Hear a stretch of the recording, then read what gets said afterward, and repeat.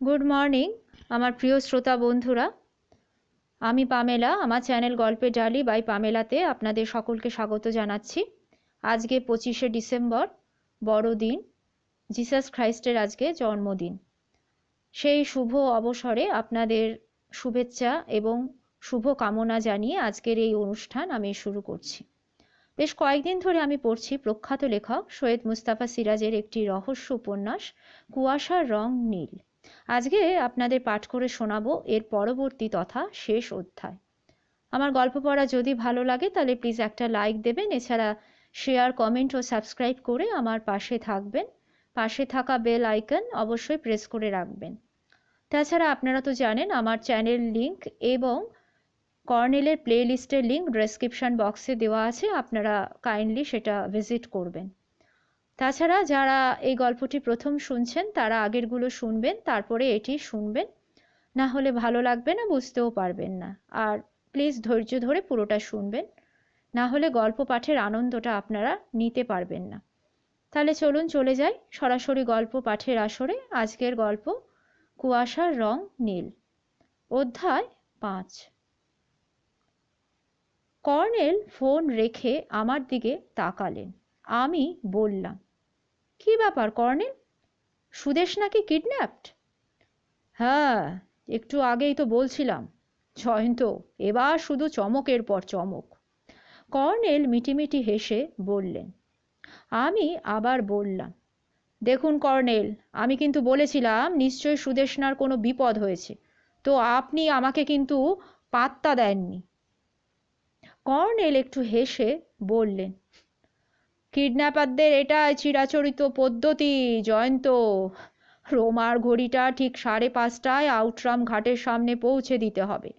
সেখানে মোটর সাইকেলের পাশে কালো জ্যাকেট পরা একটা লোক দাঁড়িয়ে থাকবে, ওর মাথায় মাঙ্কি ক্যাপ থাকবে।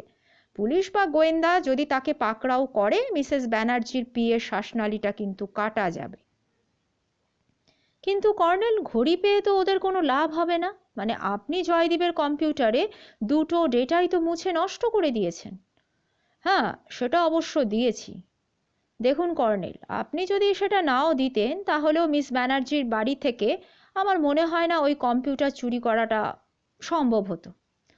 হ্যাঁ, তুমি ঠিকই বলেছ, তবে কিডন্যাপারদের বিশ্বাস আছে যে সেই অসম্ভবকে তারা সম্ভব করতে পারে। মিসেস ব্যানার্জির বাড়ি থেকে তারা কম্পিউটার চুরি করতে পারে, এটা তাদের বিশ্বাস। কিন্তু জয়ন্ত দেখো, মূল দুটো প্রশ্ন কিন্তু থেকে যাচ্ছে। এক হচ্ছে, জয়দীপের গোপন তথ্যের প্রারম্ভিক কিওয়ার্ডস ছিল ব্রেড, তো বব সেটা কি করে টের পেল? আর দ্বিতীয় প্রশ্নটা কি, যে বব কি করে জানলো যে জয়দীপের হাতে বাঁধা নীল ডায়াল রোমার ঘড়ির একটা গুরুত্বপূর্ণ ভূমিকা রয়েছে?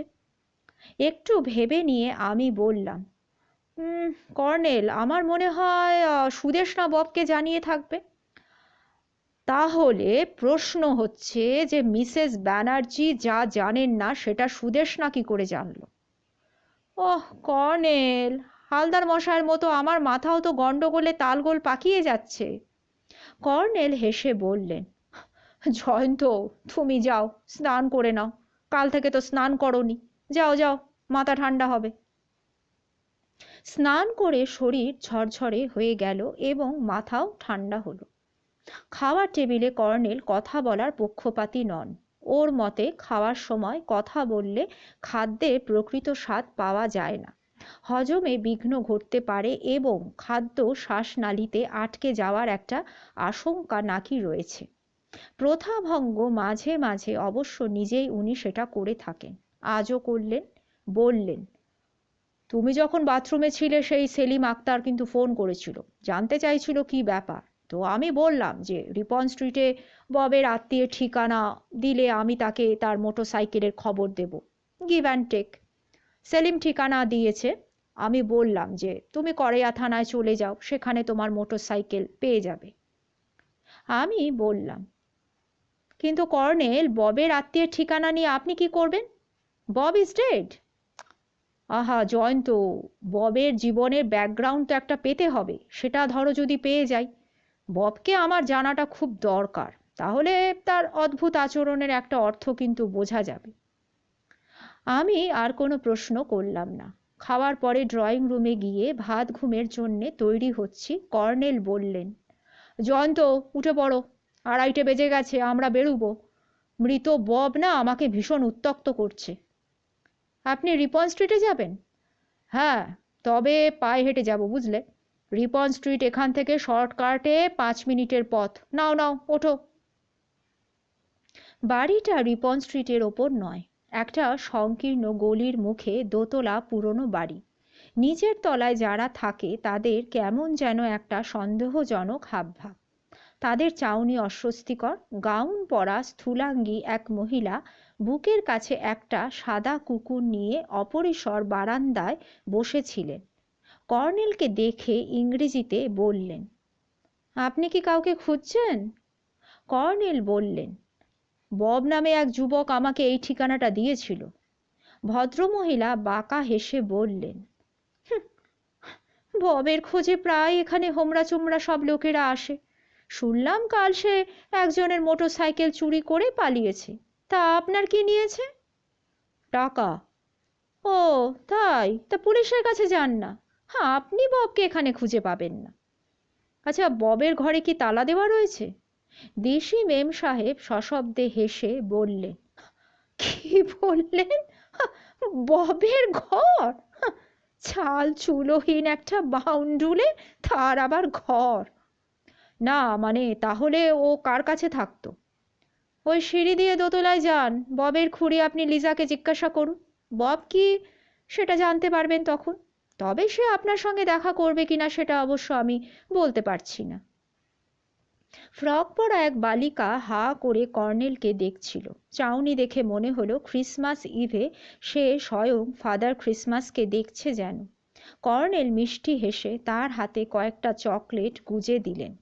আড়ষ্ট ভঙ্গিতে সে নিল। কর্নেল বললেন, খুকি, আন্টি লিজার ঘর কোনটা বলতে পারবে? সে আঙ্গুল তুলে ঘরটা দেখিয়ে দিল। ঘরের দরজায় পর্দা ঝুলছে। টানা বারান্দায় একদল ছেলে মেয়ে রঙিন কাগজ সুতোয় বেঁধে টাঙাতে ব্যস্ত। ক্রিসমাসের প্রস্তুতি চলছে। তারা আমাদের গ্রাহ্য করল না। কর্নেল দরজার সামনে দাঁড়িয়ে নক করে বললেন, কেউ আছেন? আমি একটু আন্টি লিজার সঙ্গে দেখা করতে চাই। দরজার পর্দা সরিয়ে রোগা প্রৌঢ়া রুক্ষ চেহারার এক মেম সাহেব উকি দিলেন। কর্নেল এবং আমাকে দেখে নিয়ে শীতল কণ্ঠস্বরে বললেন, আপনারা যদি ববের খোঁজে এখানে এসে থাকেন আমি দুঃখিত। সে এখানে থাকে না। ওই গোবরা এলাকায় থাকে শুনেছি। আমি কিছু জানি না ওর সম্পর্কে। কর্নেল আস্তে আস্তে বললেন, আমিও দুঃখিত মিসেস লিজা। আমি লিজা হেওয়ার্থ। ও আই সি। মিসেস লিজা হেওয়ার্থ, ববের একটা শোচনীয় দুঃসংবাদ আমি আপনাকে দিতে চাই। ও, তা ববকে কি পুলিশ ধরেছে? না, ওটা অবশ্য কি কোনো ব্যাপার নয়। না, আহ, আসলে ও মানে খুন হয়েছে। লিজা মুহূর্তে বদলে গেলেন। মুখে রুক্ষ শীতলতা গলে গেল। দরজার পাশে ঠেস দিয়ে দাঁড়ালেন। ভাঙা গলায় বলে উঠলেন, ওহ জেসাস, তাহলে ওরা সত্যি ববকে মেরে ফেললো? মিসেস হেওয়ার্থ, আপনার সঙ্গে এই বিষয়ে আমি একটু কথা বলতে চাইছিলাম। কান্না সামলে লিজা বললেন, ভেতরে আসুন। ঘরে আলো জ্বলছে। এক পাশে খাট, অন্য পাশে জীর্ণ সোফা সেটে নতুন কভার চাপানো রয়েছে। পাশাপাশি ছোট্ট কিচেন এবং বাথরুমের দরজা দেখতে পেলাম। কোণে একটা টুলের ওপর ক্রুশবিদ্ধ যিশুর ভাস্কর্য। দুটো পুরনো আলমারি। খাটের পাশে কিচেনের দরজার কাছাকাছি ছোট্ট ডাইনিং টেবিল এবং একটা চেয়ার। বেশ পরিচ্ছন্ন করে সাজানো ঘর। দেওয়াল জুড়ে বাঁধানো অনেকগুলো ফটো ঝুলছে। হঠাৎ চোখে পড়ল ফ্রেমে বাঁধানো এক টুকরো সাদা কাপড়ে লেখা একটা বাক্য, man cannot live by bread alone. মনে পড়ল কর্নেল বলেছেন, ওটা যীশু খ্রিস্টের বিখ্যাত বাণী। কিন্তু এই বাণীর অন্য একটা পরিপ্রেক্ষিত রয়েছে। আমি বিস্মিত দৃষ্টে তাকিয়ে রইলাম। লিজা চোখ মুছে বললেন, আচ্ছা, ববকে কোথায় ওরা খুন করেছে? গোবরায় সেই বাঙালি মেয়েটার বাড়িতে? কর্নেল বললেন, না, গত রাতে সার্কাস এভিনিউ এলাকায় ওকে ছুরি মেরে হত্যা করা হয়েছে। আপনার সময় আমি বেশি নেব না মিসেস হেওয়ার্থ। আপনার এখানে কি টেলিফোন রয়েছে?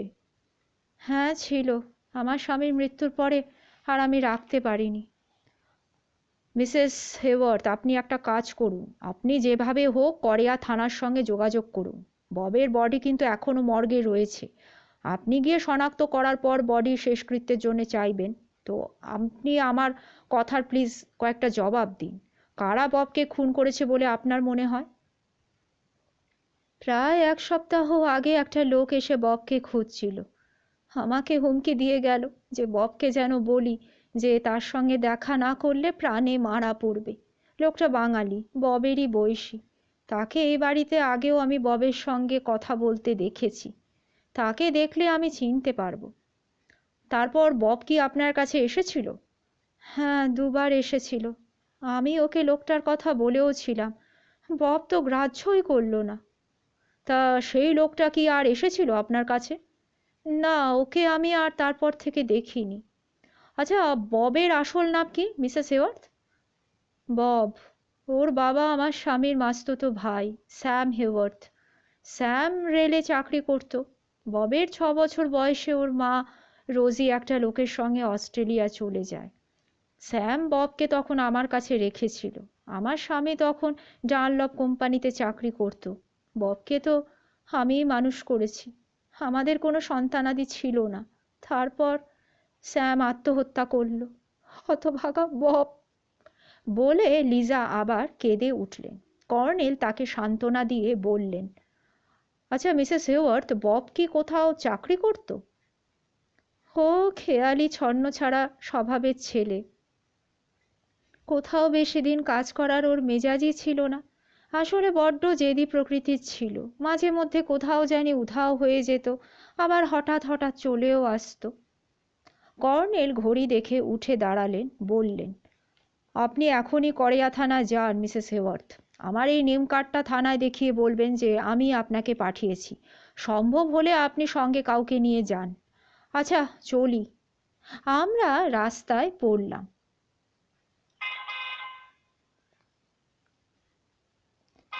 রাস্তায় হাঁটতে হাঁটতে বললাম, কর্নেল, দেওয়ালের ফ্রেমে বাঁধানো কথাগুলো আপনি দেখেছেন? কর্নেল অন্যমনস্কভাবে বললেন, হ্যাঁ হ্যাঁ হ্যাঁ, দেখেছি। তবে দেখো জয়ন্ত, ওসব নিয়ে আমি এখন ভাবছি না। ফিরে গিয়ে সুসান ওরফে সুদেষ্ণার ফ্ল্যাটের দিকে আমাকে একবার ছুটতে হবে। সর্বনাশ কর্নেল, ওই দম আটকানো রাস্তায়! জয়ন্ত, কারো সর্বনাশ কারো পৌষ মাস। ওই বাংলায় পুরনো একটা প্রবচন রয়েছে না? তাছাড়া এখন পৌষ মাস চলছে, তুমি ক্যালেন্ডার দেখতে পারো। কর্নেলের রসিকতা আমি কানে নিলাম না। গোবরা এলাকা সেই ফ্ল্যাটের কথাই ভাবছিলাম। কর্নেল যেন বড় বেশি ঝুঁকি নিচ্ছেন।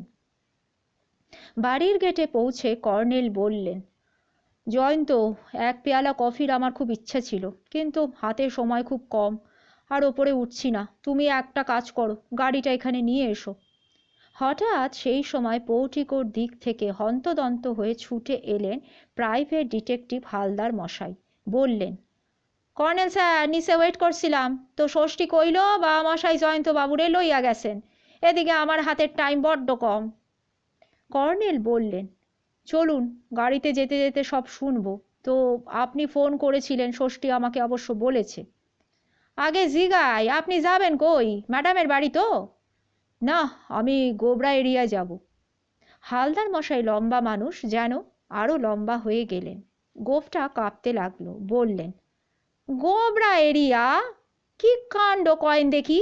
হ্যাঁ, মোটর ভেহিকেলস অফিসে আমার ভাগনা আজ আসে নাই, তাই এত দেরি হইল।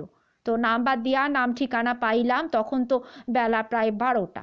পাবলিক বুথে গিয়ে আপনারে তো ফোন করলাম, কিন্তু পাইলাম না। তখন করেয়া থানায় তো গেলাম, নিজের কার্ড দেখাইলাম। হ্যাঁ, এক পুলিশ অফিসার ধমক দিয়া কইলেন, আপনারে গত রাতে মিসেস ব্যানার্জির বাড়ি দেখছিলাম না? কর্নেল বললেন, তাহলে আপনি পুলিশের সঙ্গে সেলিম আক্তারের কাছে গিয়েছিলেন? হ্যাঁ, আপনি ওরে চিনলেন কেমনে? পুলিশ কি সেলিমকে অ্যারেস্ট করেছে? না, থানায় লইয়া গেছে। তবে সেলিম ভিকটিমের বডি শনাক্ত করছে তো। ভিকটিমের নাম হলো কর্নেল বললেন। হ্যাঁ, বব। কিন্তু পুলিশ কি ববের ফ্ল্যাটে গিয়েছিল? হালদার মশাই আরো অবাক হয়ে গিয়ে বললেন, হ্যাঁ গিয়েছিল, কিন্তু নেম প্লেটে তো লেখা ছিল, হ্যাঁ, মিস এস দত্ত। তা পুলিশ কি তালা ভেঙে ঘরে ঢুকে সার্চ করেছে? না কর্নেল স্যার, ওই পাশের ফ্ল্যাটের এক বুড়া আছে না, ওই কি যেন তার নাম, কি কয়, হ্যাঁ গোমস, হ, ওই গোমস বুড়া, ওই বুড়াই তো কইল বব মিস এস দত্তের রিলেটিভ, তো মাঝে মধ্যে আসে, তো বব থাকে ওই রিপন স্ট্রিটে। তো সেলিম আমার অ্যাড্রেসটা দিল। পুলিশ অরে প্রথমে লইয়া গেল ওই চিত্তরঞ্জন হাসপাতালের মর্গে, বডি শনাক্ত করলো সেলিম। তারপর পুলিশ অরে থানায় লইয়া গেল। আমি আপনারে ইনফরমেশন দিতে দৌড়িয়ে আইলাম। কর্নেল ঘড়ি দেখে একটু ভেবে নিয়ে বললেন, 3:15 বাজে হালদার মশাই, আপনি আপনার ক্লায়েন্টের অফিসে চলে যান, আর উনি অফিসে আছেন, আপনাকে কিন্তু ওর দরকার হতে পারে। হালদার মশাই একটু ইতস্তত করে চলে গেলেন। বুঝলাম কর্নেলের সঙ্গে ওর গোবরা এরিয়ায় যাবার ইচ্ছা ছিল। আমি গাড়িতে স্টার্ট দিলাম।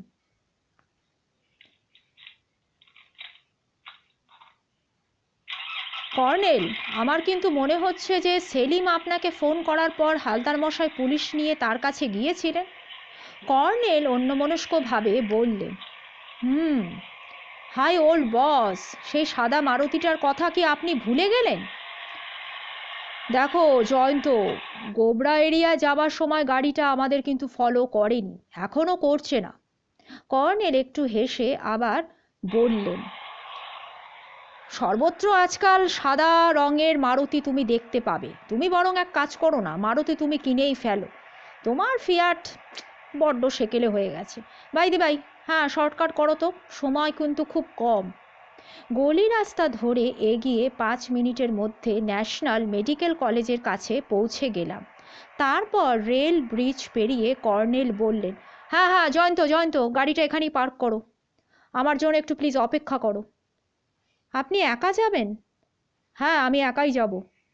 বলে কর্নেল নেমে গেলেন। বললেন, না, সামনে জ্যাম দেখতে পাচ্ছি, তুমি এক কাজ করো জয়ন্ত, এখানে রাস্তার পাশে অনেকটা জায়গা রয়েছে, পার্কিংয়ে কোনো অসুবিধাও নেই, বড় জোর আধ ঘন্টা তোমাকে এখানে অপেক্ষা করতে হবে, তুমি এখানে একটু দাঁড়াও। কর্নেল বাঁকের মুখে অদৃশ্য হয়ে গেলেন। সময় কাটানোর জন্যে আমি বেরিয়ে কাছেই একটা চায়ের দোকানে গেলাম। দোকান খালি ছিল। রাস্তার ধারে এই সমস্ত চায়ের দোকান বড্ড অপরিচ্ছন্ন হয়। কিন্তু এ বেলা শীতটা বেশ পড়েছে।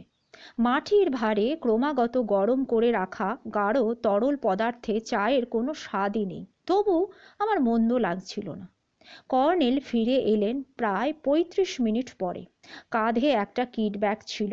বললেন, জয়ন্ত, কুইক, যে পথে এসেছো সেই পথে যাব। গাড়ি স্টার্ট দিয়ে আমি জিজ্ঞাসা করলাম, তা ব্যাগটা কার কর্নেল? জয়ন্ত, ব্যাগটা হলো গিয়ে ববের। একপ্রস্থ পোশাক এতে ঠাসা রয়েছে, এর কারণ সেগুলো সুশান ওরফে সুদেষ্ণার নয়। ভাগ্যিস দেওয়ালের ব্র্যাকেটে ঝুলছিল, বেশি কিছু খুঁজতে অবশ্য হয়নি। গোমসের ঘরে জোরে টিভির শব্দ হচ্ছিল। আজ নিশ্চয়ই মনে হয় কোনো বড় খেলা রয়েছে কোথাও। হ্যাঁ কর্নেল, নিউজিল্যান্ড ভার্সেস ইন্ডিয়ার খেলা রয়েছে, ক্রিকেট। হুম, তাই সমস্ত ফ্ল্যাটে টিভির দিকে সবার চোখ, এমনকি নিচের তলায় একটা দোকানের সামনে প্রচুর ভিড় আমি দেখলাম। অ্যাপার্টমেন্টে ফিরে কর্নেল ষষ্ঠীকে কফির হুকুম দিলেন। তারপর ড্রয়িং রুমে ইজি চেয়ারে বসে মাথা টুপি খুলে ফেললেন। টাকে হাত বুলিয়ে কিট ব্যাগের চেন খুললেন। ঠাসাঠাসি করে ভরা একটা জিন্সের প্যান্ট, দুটো শার্ট, তারপর একটা জ্যাকেট বেরুলো। কর্নেল জ্যাকেটটা তুলতেই ওর পায়ের কাছে ঠকাস করে একটা ছুরি পড়ল। কর্নেল ছুরিটা টেবিলে রেখে জ্যাকেটের বাইরে পকেটে হাত ভরলেন। কিছুই বেরুলো না, কিন্তু ভেতরের পকেট খুঁজতে বেরিয়ে এলো একটা নেম কার্ড। কর্নেল কার্ডটা দেখে টেবিলে রাখলেন। আমি বললাম, কর্নেল, এটা দেখতে পারি? হ্যাঁ নিশ্চয়ই, দেখো। তুলে নিয়ে দেখি বেশ দামি কার্ড, C.S. সিনহা। তার তলায় ঠিকানা রয়েছে। ভবানীপুর এলাকা বলে আমার মনে হলো। দুটো ফোন নাম্বার দেওয়া রয়েছে, একটা বাড়ির, অন্যটা অফিসের। কর্নেল কিট ব্যাগের ছোট চেনগুলো টেনে টুকরো কাগজপত্র বের করছিলেন। বললেন, অফিসের ফোন নাম্বারটা শ্রীলেখা এন্টারপ্রাইজের। সর্ষের মধ্যেই ভূত, জয়ন্ত। ষষ্ঠী কফি আনলো। কফিতে চুমুক দিয়ে কর্নেল আবার বললেন, সর্ষের মধ্যে জব্বর ভূত, জয়ন্ত। এই ভূত এখন বহাল তবিয়াতে কাজ করে যাচ্ছে। কর্নেলের কথা শুনে আমি চমকে উঠলাম। আমি বললাম, কি বলছেন আপনি কর্নেল? সর্ষের মধ্যে ভূতের নাম সিএস সিনহা? মানে মিসেস ব্যানার্জিকে এখনই জিজ্ঞাসা করে জেনে নিন যে লোকটাকে। কর্নেল ববের টুকরো কাগজগুলো দেখতে দেখতে বললেন, ধীরে জয়ন্ত, ধীরে। আমি ক্ষুব্ধ হয়ে বললাম, ওহ কর্নেল, আপনি তো শুধু বঙ্কিমচন্দ্রই কোট করছেন। না হে ডার্লিং, কোট করছি না, অনুকরণ করছি। বঙ্কিমচন্দ্র কি লিখেছিলেন? ধীরে রজনী ধীরে। তবে তোমাকে বলেছিলাম, এবার শুধু চমকের পর চমক তুমি পাবে। সিএস সিনহা সেই সমস্ত চমকের আরেকটা চমক। আরও অনেক চমক তুমি পাবে পরে। ববের লেখা একটা অসমাপ্ত চিঠি দেখছি। কর্নেল কুঁচকে যাওয়া একটা ইনল্যান্ড লেটারের দিকে ঝুঁকে পড়লেন। তারপর বললেন, হ্যাঁ, এটা তো মনে হচ্ছে ববেরই লেখা। তাড়াহুড়ো করে কয়েক লাইন লিখেছিল, কিন্তু ম্যাডাম সম্বোধনে বোঝা যাচ্ছে যে সে শ্রীলেখা ব্যানার্জিকে চিঠিটা লিখতে চেয়েছিল, কিন্তু কোনো কারণে মতটা বদলায়। কি কেউ সেই সময় হঠাৎ এসে পড়ায় ওর লেখাটা হয়নি, তাই যেমন তেমনভাবে ভাঁজ করে ওটা লুকিয়ে ফেলেছিল। কর্নেল চিঠিটা পড়ার পর আমাকে পড়তে দিলেন। ম্যাডাম সম্বোধনের পর যা লিখেছে সেটা বাংলায় করলে এই রকম দাঁড়ায়, আপনার স্বামীর দুর্ঘটনার মৃত্যুর জন্যে আমি দায়ী। আমি অনুতপ্ত। স্বীকার করছি ওর হাতের ঘড়ি ছিনতাই করা আমার উদ্দেশ্য ছিল, কিন্তু ভদ্রলোক অত বেশি ভয় পেয়ে বাচ্চা ছেলের মতন দৌড়বেন আমি চিন্তাই করিনি। আমার হাতে ছুরি ছিল, ভেবেছিলাম ছুরি দেখা মাত্র উনি থমকে দাঁড়াবেন, তখন ঘড়িটা চাইব, কিন্তু সেই সুযোগ তিনি দেননি।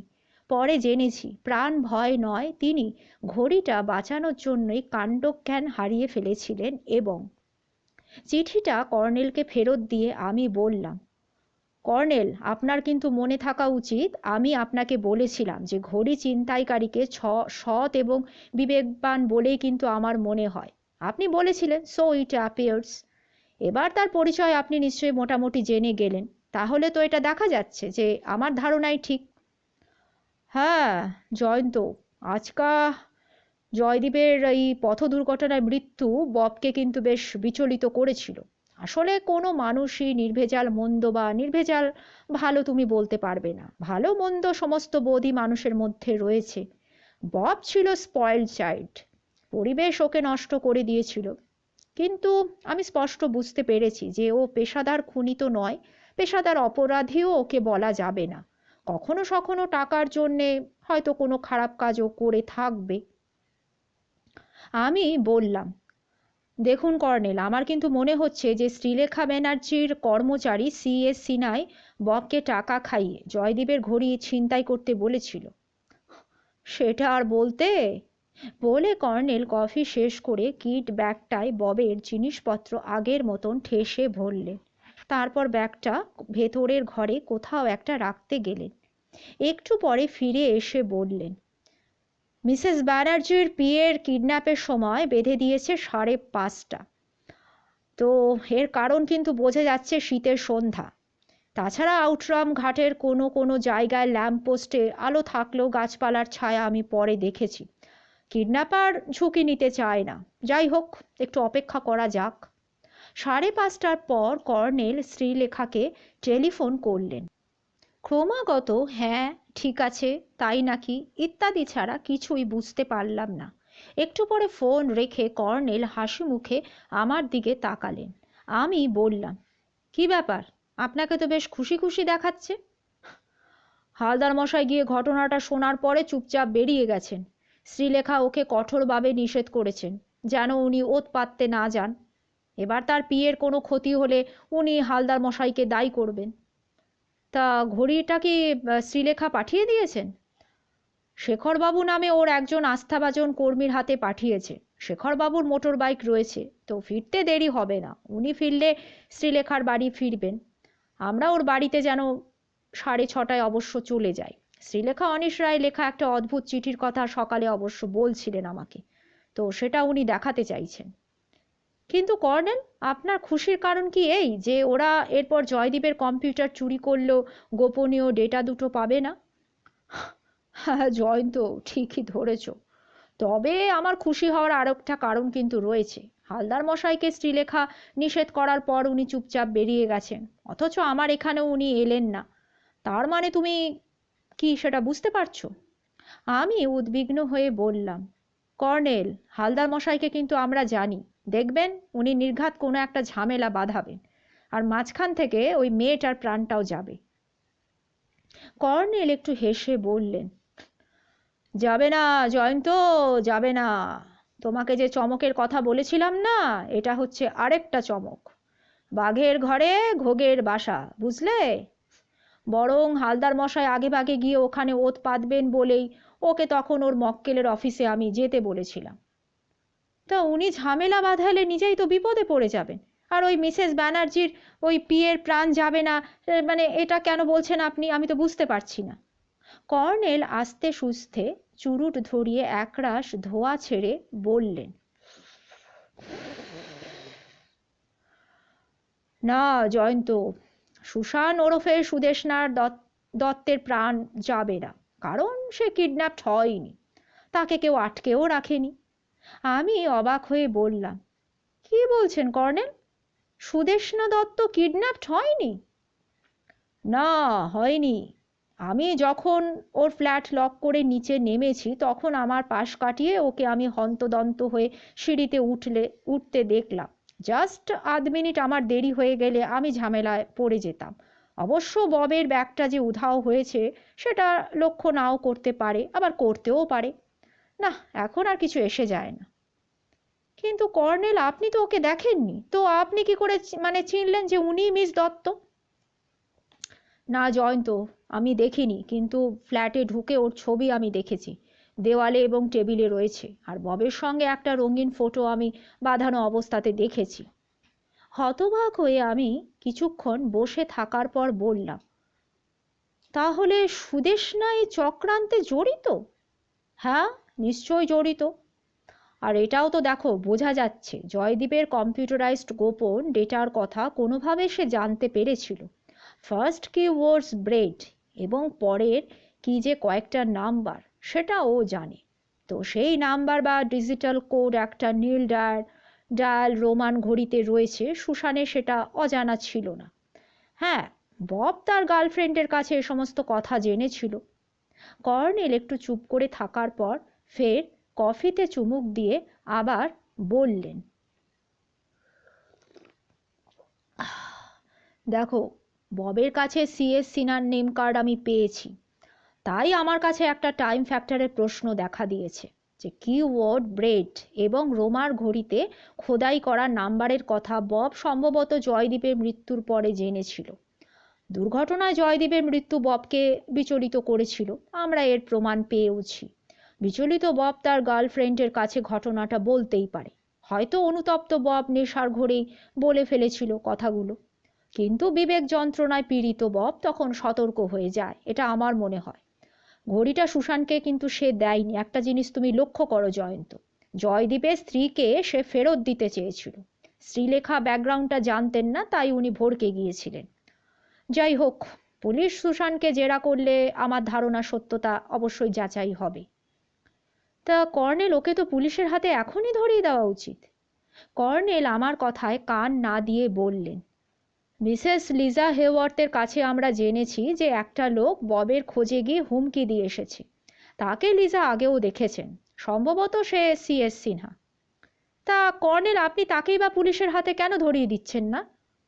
কর্নেল মিটিমিটি হেসে আবার বললেন, ধীরে জয়ন্ত, ধীরে, বলে ঘড়ি দেখলেন তারপর উঠে দাঁড়িয়ে বললেন, না হে, চলো এবার শ্রীলেখার বাড়ি যাওয়া যাক। আমরা সবে নিচে লনে পৌঁছেছি, ঠিক সেই সময় গেটের কাছে একটা ট্যাক্সি এসে দাঁড়ালো।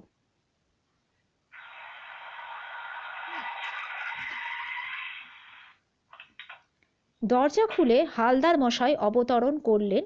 দ্রুত ভাড়া মিটিয়ে গেট দিয়ে সবেগে প্রবেশ করলেন। তারপর আমাদের দেখা মাত্র ছুটে এলেন। কর্নেল বললেন, চলুন হালদার মশাই, যেতে যেতে সব শোনা যাবে। আপনারা যাবেন কই? আপনার ক্লায়েন্টের বাড়িতে। আসুন, আমরা পিছনে সিটে বসি, যেতে যেতে সব শুনব। দুজনে গাড়িতে উঠলেন। আমি স্টার্ট দিয়ে বেরিয়ে গেলাম।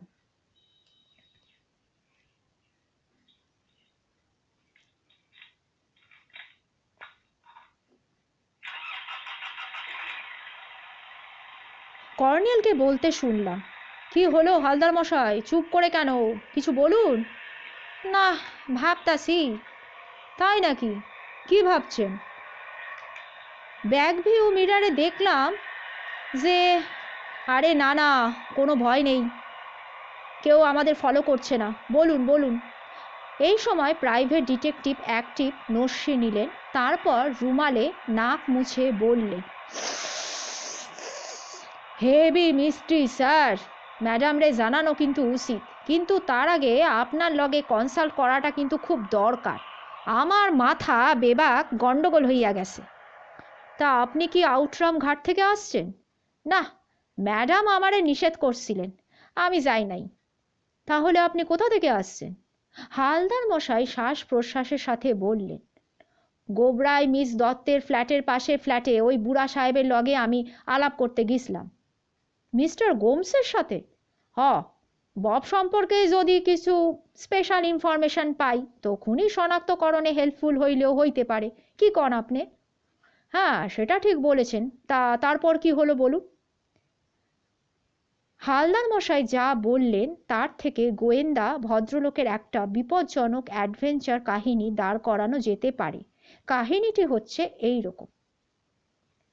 হালদার মশাই শ্রীলেখা এন্টারপ্রাইজ থেকে বেরিয়ে বার কয়েক যানবাহন বদল করে গোবরা এলাকার ফ্ল্যাটে যখন পৌঁছলেন তখন 5টা বেজে গেছে।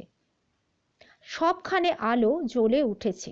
উনি মিস এস দত্তের ফ্ল্যাটের দরজায় গিয়ে অবাক হন। ফ্ল্যাটের তালা খোলা, ভিতরে আলো জ্বলছে। দরজায় কান পেতে কারা কথা বলছে উনি সেটা শুনতে পান। সন্দেহজনক ব্যাপার, প্যান্টের পকেটে রিভলভারের বাট চেপে ধরে ডোর বেলের সুইচ টেপেন হালদার মশাই।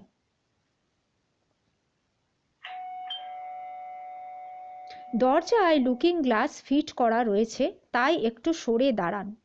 দরজা ফাঁক করলেন একজন পুরুষ মানুষ এবং পুরুষ কণ্ঠ তার ভেসে এলো, হু ইজ ইট? হালদার মশাই বললেন, I have come from the police station, please open the door. দরজা আরো ফাঁক করে একজন লোক তাকে দেখে নিয়ে বাংলায় বললেন, কি ব্যাপার? হালদার মশাই ইংরেজিতে বললেন, আমি ববের ব্যাপারে কথা বলতে চাই। লোকটার পরনে টাই স্যুট ছিল, চিবুকে কাঁচা পাকা দাড়ি, বয়স আন্দাজ 50-এর ওপরে। সে একটু ইতস্তত করে ভিতরে চেন খুলে দিয়ে বলল, ঠিক আছে, ভেতরে আসুন। হালদার তার চাউনি দেখেই বিপদ আঁচ করেছিলেন। ঘরে ঢুকে দরজায় পিঠ রেখে তিনি দ্রুত লোকটার গলার কাছে রিভলভারের নল ঠেকালেন। সঙ্গে সঙ্গে ঘরে সব আলো নিভে যায়, ঘর অন্ধকার হয়ে যায়। হালদার মশাই কিছুই দেখতে পাচ্ছিলেন না। তারপরে লোকটা তাকে এত জোরে ধাক্কা মারে যে তিনি মেঝে পড়ে যান। লোকটা সঙ্গে সঙ্গে দরজা খুলে পালিয়ে যায়। ঘর অন্ধকার, হাঁটুতে চোট লেগেছিল। হালদার মশাই কোনো রকমে উঠে দাঁড়িয়েছেন। ঘরের দ্বিতীয় ব্যক্তি আবার দরজা খুলে পালিয়ে যায়। বাইরে করিডোরের আলোয় তাকে কয়েক সেকেন্ডের জন্য দেখেছিলেন হালদার মশাই। সে মেয়ে, পরনে ফুল স্লিভ সোয়েটার এবং জিন্স, কাঁধ অবধি ছাঁটা চুল। ঘরের আলো যে সেই মেয়েটি নিভিয়ে দিয়েছিল তাতে হালদার মশাইয়ের কোনো সন্দেহই ছিল না। দেওয়াল হাতড়ে হাতড়ে সুইচ বোর্ড খুঁজে পেয়ে হালদার মশাই আলো জ্বালালেন। তারপর তার মাথায় আসে, ওরা যদি নিচে নেমে ফ্ল্যাটে ডাকাত ঢুকেছে বলে লোক জড়ো করে তাহলে তিনি বিপদে পড়বেন। তাই তিনি সঙ্গে সঙ্গে ঘর থেকে বেরিয়ে আসেন। তার ঘর সার্চ করার খুব ইচ্ছা ছিল, তবে মেঝে পড়ে থাকা দলা পাকানো একটা কাগজ তিনি কুড়িয়ে এনেছেন। কিন্তু না, ওরা লোক জড়ো করেনি। হালদার মশাই সংকীর্ণ রাস্তার ভিড়ে গা ঢাকা দিয়ে নিরাপদে রেল ব্রিজের কাছে পৌঁছালেন এবং একটা খালি ট্যাক্সি পেয়ে যান।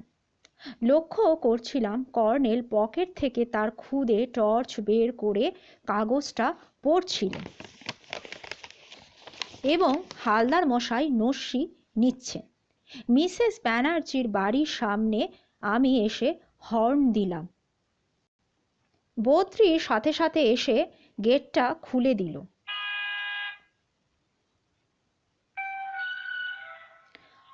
আমি গাড়ি ভেতরে ঢুকালাম। সঙ্গে সঙ্গে আমি ভেতরে কুকুরের গর্জন শুনতে পেলাম। বদ্রীনাথকে মনে হলো বেশ অস্বাভাবিক গম্ভীর দেখাচ্ছে। সুরেনও মুখ তুম্ব করে বসেছিল, পুতুলের মতো সেলাম দিল মাত্র। তারপর সে আমাদের দোতলায় নিয়ে গেল। শ্রীলেখা করিডোরে দাঁড়িয়েছিলেন, ক্ষুব্ধভাবে বলে উঠলেন, কর্নেল সরকার, আমি প্রতারিত হয়েছি, তবে কিন্তু এর জন্যে আপনিও দায়ী। আপনি আজ আমাকে কেন মিথ্যে ভয় দেখিয়ে অফিসে উপস্থিত থাকতে বলেছিলেন সেটা কিন্তু আমি বুঝতে পারছি না। আমি আজ যদি বাড়িতে থাকতাম তো কখনোই এর সর্বনাশটা হতো না। তাছাড়া আপনি এই ঘরটা আর লক করে রাখার দরকার নেই এটাও বলেছিলেন। লক করা থাকলে আমার এমন সর্বনাশ কিছুতেই হতে পারত না। কর্নেল বললেন, কি সর্বনাশ হয়েছে মিসেস ব্যানার্জি? কম্পিউটারটা চুরি গেছে এই তো? শ্রীলেখা চমকে উঠে বললেন, আপনি কেমন করে জানলেন? কর্নেল পর্দা সরিয়ে যে ঘরে ঢুকলেন এবং কর্নেলের পিছনে আমরাও যেই ঘরে ঢুকলাম সেই ঘরটা আমাদের পরিচিত। শান্তভাবে উনি সোফায় বসলেন, আমরাও বসলাম। শ্রীলেখা রুষ্ট মুখে বললেন, চুরি যায়নি, দিনে দুপুরে বাটপাড়ি করেছে। আমাকে আপনি এমন ভয় পাইয়ে দিয়েছিলেন যে মালতী বা সুরেনদের সতর্ক করার কথা আমি তো চিন্তাই করিনি। কর্নেল ওর কথার পর বললেন, দেখুন মিসেস ব্যানার্জি, সুদেষ্ণা কিন্তু কিডন্যাপ হয়নি। যাই হোক, বুঝতে পারছি যে সুদেষ্ণা এসে কম্পিউটারটা আস্ত তুলে নিয়ে গেছে। সম্ভবত আমি এখানে একটা হারানো চাবি খুঁজতে আসার পরেই সে এসেছিল। তবে হ্যাঁ, কম্পিউটারটা আপনার চুরি যেতই, যে কোনো দিনই যেত। শ্রীলেখা তীক্ষ্ণ দৃষ্টিতে কর্নেলের মুখের দিকে তাকিয়েছিলেন। জোরে শ্বাস ফেলে বললেন, ইউ নো ইট? কর্নেল হেসে বললেন, মিসেস ব্যানার্জি, এ বাড়িতে সুদেষ্ণার গতিবিধি অবাধ। আপনার বিশ্বস্ত পিএ। আমি কল্পনাও করতে পারিনি স্যার সে এমন কিছু একটা করবে। শ্রীলেখার কণ্ঠস্বর ভেঙে গেল উত্তেজনায়। আবার বললেন, ও এসে মালতীকে বলল যে অফিস থেকে আসছে, জয়দীপের কম্পিউটারটা আমি নাকি ওকে নিয়ে যেতে বলেছি, ফ্যাক্টরিতে পাঠাতে হবে। কম্পিউটারটা অনেক গন্ডগোল করছে। তো মালতীর অবিশ্বাসের কোনো কারণই ছিল না। বজ্জাত মেয়েটা কম্পিউটারটা খোলে, সুরেনকে ওটা গাড়িতে পৌঁছে দিতে বলে। ওটা হালকা মেশিন। তা গাড়িটা সুরেন কি দেখেছে? কি গাড়ি? সাদা রঙের মারুতি। আপনার গাড়িটাও তো সাদা মারুতি। তা গাড়িতে কেউ ছিল? না, সুদেষ্ণা ড্রাইভিং জানে, কাজে সুরেনের কোনো সন্দেহ করার কারণই তো ছিল না। আপনি কি বাড়িতে ফিরে এসে দেখলেন যে কম্পিউটার নেই? হ্যাঁ, ওটা নেই দেখে তো আমি চমকেই উঠেছিলাম। তারপর মালতীকে আমি জিজ্ঞাসা করলাম, কি বলবো। শ্রীলেখা দু হাতে মুখ ঢেকে কান্না সংবরণ করে আবার বললেন, আমি এত বোকা। অনিশের চিঠিটা দেখার পর আমার সতর্ক হওয়াটা উচিত ছিল।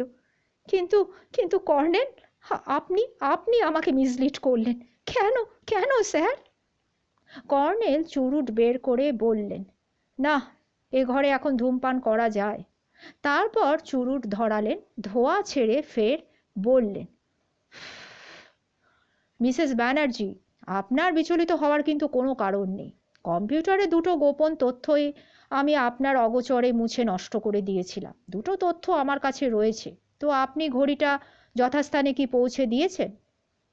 হ্যাঁ, দিয়েছি। শেখর নামে আমার এক কর্মচারীকে আউটরাম ঘাটে আমি পাঠিয়েছিলাম। শেখর ফিরে এসে বলল যে লাল রঙের মোটরসাইকেল নিয়ে।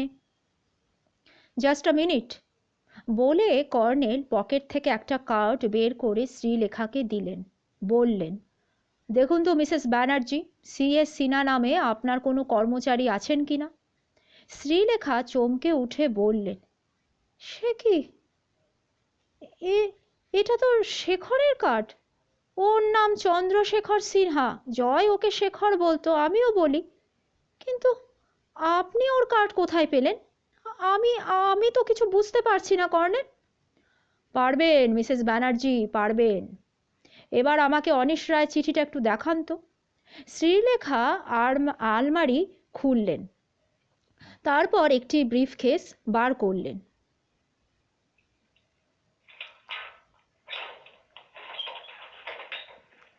ব্রিফকেস খুলে একটা লেটার বের করে কর্নেলকে দিলেন। সেটার ওপর বিদেশি টিকিট ছাপানো। কর্নেল নিবিষ্ট মনে চিঠি পড়ার পর বললেন, আপনার স্বামী কিন্তু অবনীশবাবুর চিঠির মর্মটা বুঝতে পারেননি, তাই আপনাকে উনি ভুল বুঝেছিলেন। মিস্টার ব্যানার্জি ভেবেছিলেন যে আপনি ভীষণ উচ্চাকাঙ্ক্ষী হয়ে উঠেছেন। তা না হলে জনৈক বিআর সোমকে অত কেন উনি পাত্তা দেবেন? আচ্ছা মিসেস ব্যানার্জি, কে এই ভদ্রলোক? শ্রীলেখা উত্তেজিতভাবে বললেন, ফরেন ট্রেড কনসালটেন্ট। ওকে আপনি অনিশের প্রতিদ্বন্দ্বীও বলতে পারেন। ওর সম্পর্কে অনিশের রাগ থাকতেই পারে। অনিশের ফার্ম মিস্টার সোমের ফার্মের সঙ্গে কম্পিটিশনে টিকতে পারেনি। কিন্তু আমার আশ্চর্য লাগছে যে জয় তো মিস্টার সোমের পরামর্শ মতোই চলতো, কাজে আমিও ওকে পাত্তা দিয়েছি। অবশ্য পাত্তা বলতে কখনো সখনো কোনো বড় হোটেলে ওর পার্টিতে যাওয়া। জয়ও গেছে। আবার কখনো কোনো জরুরি কাজে হয়তো আমাকে জয় একাও যেতে বলেছে। তা মিস্টার সোমের ফার্মটা কোথায়? যে বাড়িতে আমার কোম্পানির অফিস সেই বাড়িতেই। আমার অফিস হচ্ছে 6th ফ্লোরে, আর ওনার অফিস হচ্ছে 2nd ফ্লোরে। তা ওর সঙ্গে টেলিফোনে এখন যোগাযোগ করা যাবে? আই মিন ওর বাড়িতে? না, মিস্টার সোম তো এখন জাপানে রয়েছেন। গত সপ্তাহে গেছেন, ফিরবেন ওই জানুয়ারির মাঝামাঝি। শ্রীলেখা কর্নেলের দিকে তাকালেন, কয়েক সেকেন্ড পরে ফের বললেন, তা কর্নেল সরকার আপনি কেন আগ্রহী? কর্নেল জ্যাকেটের ভেতর পকেট থেকে দুটো কাগজ বের করলেন, তারপর বললেন, দেখুন, যে অ্যাংলো ইন্ডিয়ান যুবকটি খুন হয়েছে ওর নাম হচ্ছে বব। হ্যাঁ, আপনার পিয়ের বয়ফ্রেন্ডও। এটা তার হাতের লেখা। এই যে দেখুন, এতে বিআর সোম এবং তার বাড়ির ঠিকানাও লেখা রয়েছে। আর এই দলা পাকানো কাগজটা আপনার কর্মচারী শেখরের চিঠি। ও সুদেষ্ণাকে লিখেছিল যে মিস্টার সোম এই চিঠি নিয়ে তার সঙ্গে কথা বলতে যাচ্ছেন। শেখর না যাওয়া পর্যন্ত যেন দুজনে অপেক্ষা করে। যদি ইতিমধ্যে কোনো গণ্ডগোল হয় তাহলে মিস্টার সোম সুদেষ্ণাকে নিয়ে তার বাড়িতে চলে যাবেন। জিনিসটা শেখরের কাছে রয়েছে, কাজে সুদেষ্ণার কোনো দ্বিধার কারণ নেই। সে যেন মিস্টার সোমের সঙ্গে তার বাড়ি চলে যায়। অবস্থা বুঝে শেখর জিনিসটা নিয়ে সেখানেই যাবে এবং চূড়ান্ত মীমাংসা হবে। শ্রীলেখার বিস্মিত দৃষ্টি।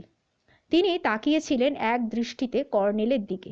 বললেন, কিন্তু আমি তো কিছুই বুঝতে পারছি না কর্নেল। এই সময় মালতী কফি আর স্ন্যাক্সের ট্রে আনলো। ট্রে রেখে সে চলে যাওয়ার পর কর্নেল বললেন, আচ্ছা মিসেস ব্যানার্জি, একটা কথা বলুন তো, মিস্টার সোমের মুখে কি দাড়ি রয়েছে? শ্রীলেখা বললেন, দাড়ি? কেন? না না, দাড়ি নেই তো। হালদার মশাই বলে উঠলেন, হা, বুঝছি, হা। সামলে নিয়ে ফের বললেন, নকল দাড়ি জানলে আগে তার দাড়িতে আমি টান দিতাম। ঘুঘু দেখছে, ফাঁদ দেখে নাই। শ্রীলেখা ক্লান্তভাবে বললেন, আপনাদের একটু কফি তৈরি করে দিই, আপনারা প্লিজ একটু কফি নিন। একটু পরে শ্রীলেখা কফি তৈরি করতে শুরু করলেন। কর্নেলকে কফি দিলে কর্নেল কফির পেয়ালায় চুমুক দিয়ে বললেন, চিয়ার আপ মিসেস ব্যানার্জি, শেষ অবধি কিন্তু আপনি জিতে গেছেন। আপনার প্রতিপক্ষ এখন হা হুতাশ করছে, কারণ কম্পিউটারের গোপন ডেটা আপনি মুছে নষ্ট করে দিয়েছেন, বা আমি মুছে দিয়েছি, যাই হোক, তারা আর গোপন ডেটা পাবে না। শ্রীলেখার মুখে বিরক্তির ছাপ ফুটে উঠল। তিনি বললেন, ওহ কর্নেল, আপনি কি আমাকে সমস্ত কথা একটু প্লিজ খুলে বলবেন? হ্যাঁ বলবো, তার আগে কয়েকটা অপ্রিয় প্রশ্নের উত্তর আমি আপনার কাছ থেকে একটু জানতে চাই, তাহলে আমার একটা পয়েন্ট পরিষ্কার হবে। হ্যাঁ বলুন।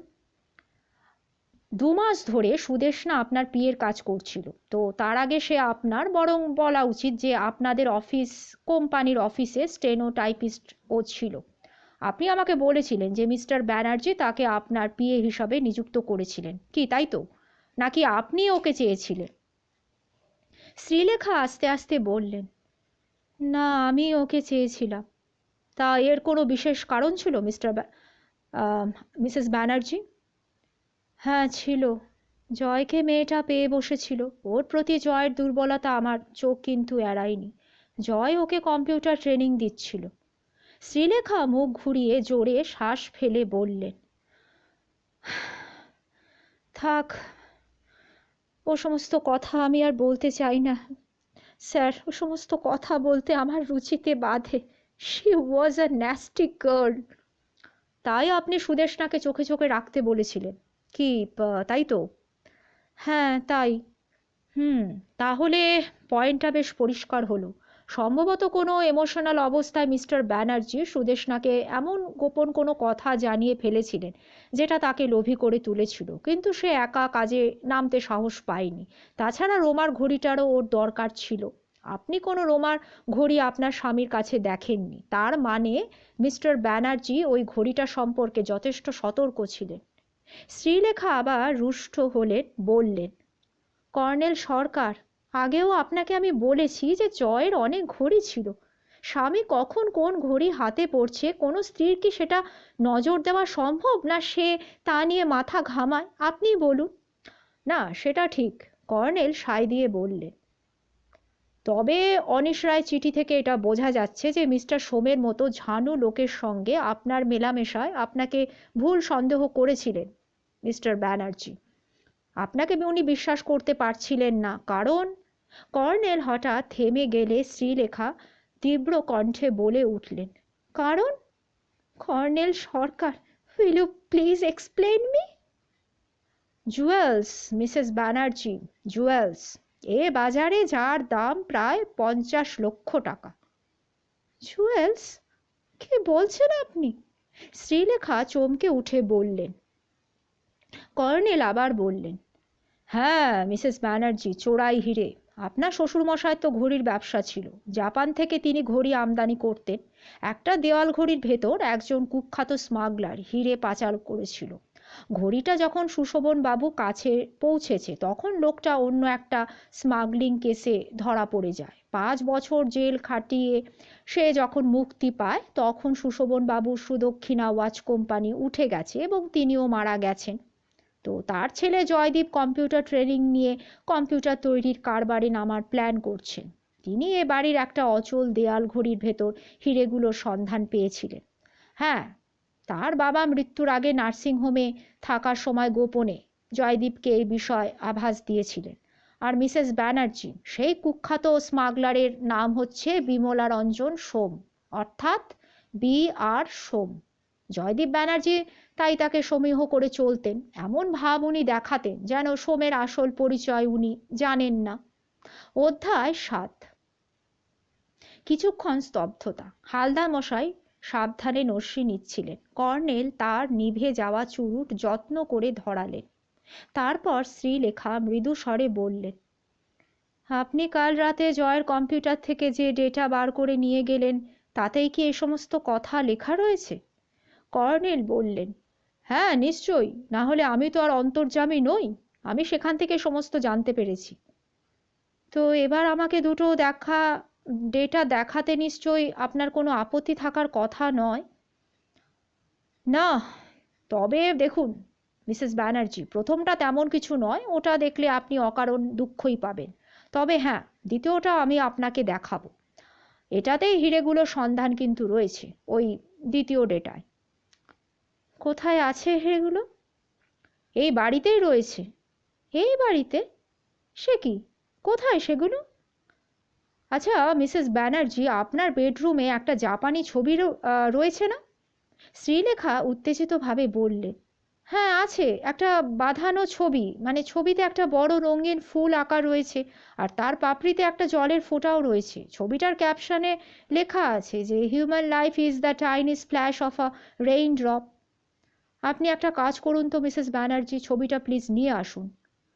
আসলে ছবিটা উঁচুতে রয়েছে, আমি তো একা ওটা নামাতে পারবো না।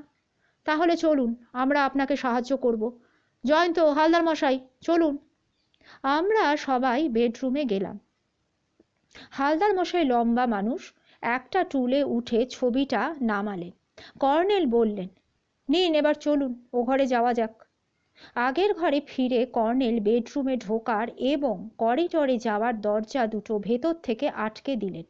তারপর ছবিটা টেবিলে উল্টো করে রেখে পকেট থেকে ছোট্ট ছুরি বের করে কাটতে শুরু করলেন।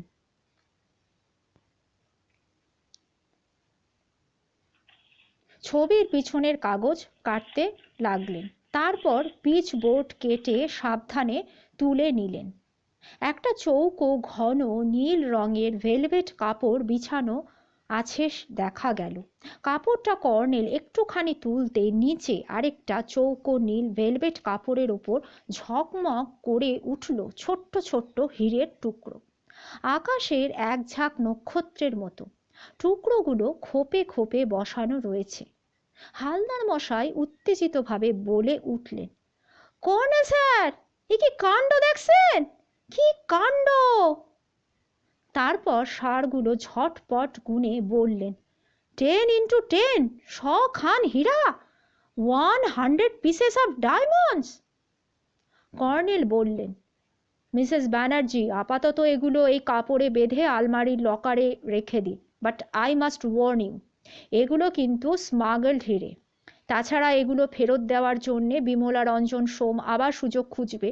সে হলো ববের খুনি, এটা কিন্তু প্রত্যক্ষভাবে প্রমাণ করা যাবে না।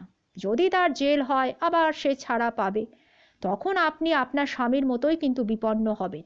কাজে আজ রাতের মধ্যে আপনাকে একটা চূড়ান্ত সিদ্ধান্ত কিন্তু নিতে হবে। শ্রীলেখা ঠোঁট কামড়ে ধরে ভাবছিলেন, তারপর আস্তে আস্তে বললেন, আপনি যা বলবেন আমি তাই করব। আমি জয়ের মতো লোভীও নই, স্বার্থপরও নই। আপনি বলুন তাহলে আমার কি করা উচিত? আগে এক কাজ করুন মিসেস ব্যানার্জি, ওগুলো আপনি লকারে রেখে আসুন। স্যার, শ্বশুরমশাইয়ের আমলের একটা আয়রন চেস্ট রয়েছে, তো আমি ভাবছি তাহলে সেখানেই রাখবো, ওটা নিরাপদ জায়গা। আর ঠিক আছে, শুনুন, তবে কিন্তু সাবধান, কেউ যেন, মালতীও যেন টের না পায়। কর্নেল চাপা স্বরে বললেন। আবার বললেন, জুয়েলসের লোভ কিন্তু মানুষের মাথা খারাপ করে দেয়। আমি কিন্তু আপনাকে আবারও ওয়ার্ন করে দিচ্ছি, মালতী যেন টের না পায়। শ্রীলেখা ভেলভেটের ভেতর হিরেগুলো গুছিয়ে পুঁটলি তৈরি করলেন।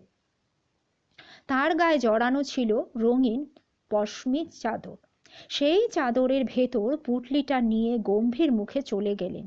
হালদার মশাই হঠাৎ খিক খিক করে হেসেই জিভ কেটে থেমে গেলেন। আমি বললাম, কি হলো হালদার মশাই, আপনি হাসলেন কেন? প্রাইভেট ডিটেকটিভ ফিসফিস করে বললেন, ম্যাডাম যা নিজেই চুরি করছেন। কিভাবে পাও ফেলায় যাইতেছেন আপনি দেখলেন না? কর্নেল কপট গাম্ভীর্যের সাথে বললেন, হালদার মশাই, চোরাই মাল এইরকমই হয়, হাতে নিলে নিজেকে চোর চোর লাগে। আমি বললাম, কিন্তু বস, দুটো প্রশ্নের কিন্তু জবাব খুঁজে পাচ্ছি না। যেমন, বিয়ার সময় চেলা যখন শেখর বা সিএসসি না, তখন ঘড়িটা দেওয়ার জন্য আউটরাম ঘাট কেন বেছে নেওয়া হলো? তাছাড়া আপনি তো বলেছিলেন কর্নেল যে 5:30টায় শীতের সন্ধ্যা। আমাকে থামিয়ে কর্নেল বললেন, দেখো জয়ন্ত, ওরা জানে শ্রীলেখা প্রাইভেট ডিটেকটিভ লাগিয়েছেন, এমনকি আমার দ্বারস্থ হয়েছেন এটাও জানেন, তো তাই জন্য এই সমস্ত সতর্কতা। দেখবে শেখর কাল দিব্যি ভালো মানুষ সেজে অফিসে যাবে, সোমও তার অফিসে যাবে, শুধু সুশান ওরফে সুদেষ্ণাকে গা ঢাকা দিতে হবে, কারণ তার ফ্ল্যাটে পুলিশ গিয়েছিল। তার চেয়েও বড় কথা, সে দিনে দুপুরে কম্পিউটার চুরি করেছে। আমি আবার বললাম, বস, দ্বিতীয় প্রশ্ন কিন্তু রয়েছে। আপনি আজ সকালে মিসেস ব্যানার্জিকে অমন ভয় দেখিয়ে তার কোম্পানি অফিসে যেতে বললেন, না গেলে নাকি তার সর্বনাশ হবে।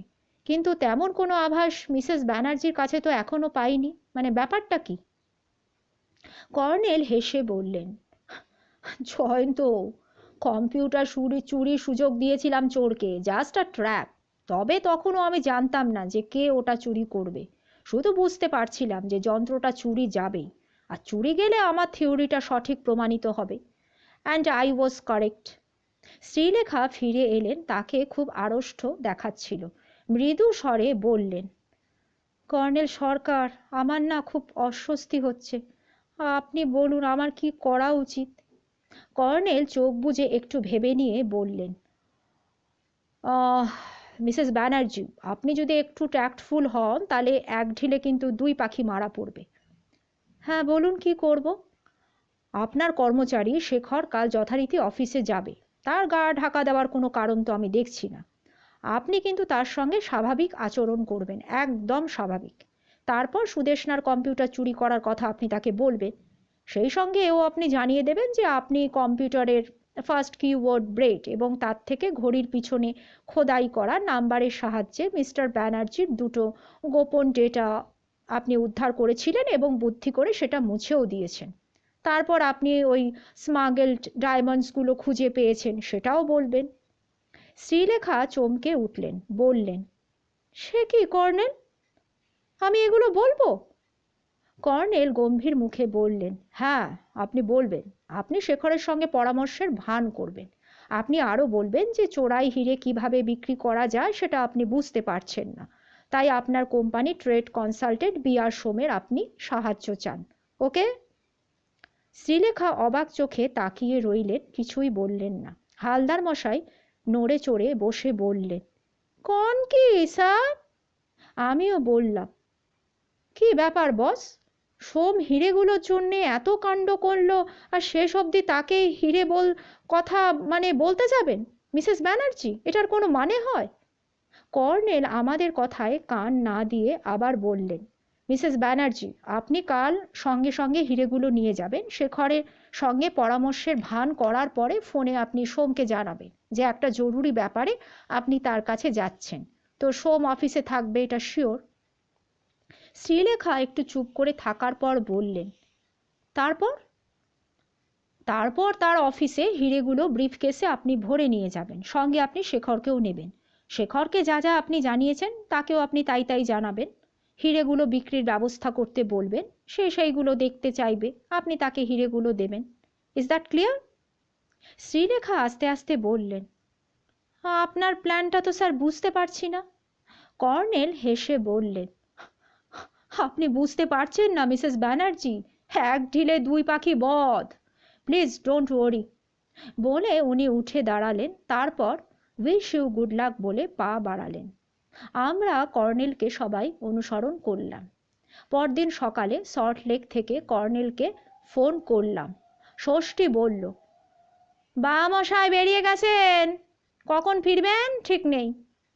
আবার দুপুরে ফোন করলাম। ষষ্ঠী বলল, দাদাবাবু, হালদার মশাই এই ছিলেন, মশার জন্য বসে থেকে থেকে টায়ার্ড হয়ে চলে গেছেন। না ষষ্ঠী, আমিও টায়ার্ড হয়ে যাচ্ছি। কি ব্যাপার বলো তো? ষষ্ঠী বলল, হয়তো পাখি টাকির খোঁজে গেছেন, মশাইকে তো আপনি জানেন। না ষষ্ঠী, উনি পাখি মারতে গেছেন, ফিরলে আমাকে ফোন করতে বলো। ষষ্ঠী হাসতে হাসতে অস্থির হচ্ছিল, ফোনটা রেখে দিল। সেই দিন দুপুরে দৈনিক সত্যসেবক পত্রিকার অফিসে কাজ করছিলাম। দুপুর 2:30 বাজে, ঠিক সেই সময় টেলিফোন বেজে উঠল।